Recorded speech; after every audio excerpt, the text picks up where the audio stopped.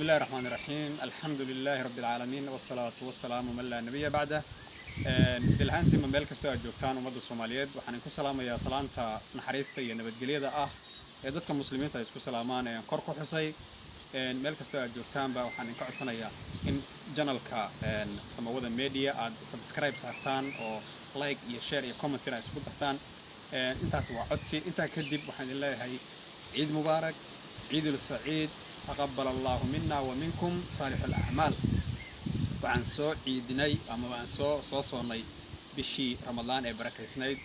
إله سبحانه وتعالى وكشيء إنك خير بدن تهاي هبين كجرو خير من 1000 شهر تنزل الملائكة والروح وأهاي بش ملائكة يسود جان القرآن كالسود جي وأهبل آدي آد إلهي أكتيسة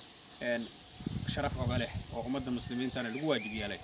وحيا هيد متكمل الرجنية نقول له هاي أو أوف كاستو مسلمة واجب يكتها إنه قطه عمر جيسة إنتو نولي هاي سنة ومر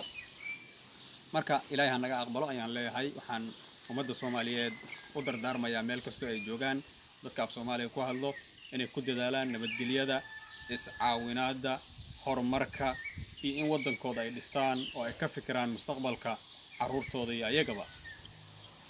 waxaan kaloo doonayaa walaalayaal in Ilaahay subhanahu wa ta'ala nooga bariyo ummadda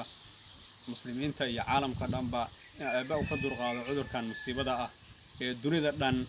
halakeeyay ee la yiraahdo coronavirus kaasoo runtii dunida dhan iska hor keenood moodid wax kala soconayba aysan jirin waxaan ummadda Soomaaliyeed kula dardaarmayaa in gacmaha isqabsadaan nabadgelyo iyo barwaaqo ay ku noolaadaan magacaygu waa Cali Cabdi Cilmi waxaan in kala soo hadlayaa wadanka Jarmalka waxaan rajeynayaa in dalkaygan dib ugu laabto asagoo nabadgelyo ah oo barwaaqo oo siday u cagaaran tahay halkan maanta aan taaganahay u cagaaran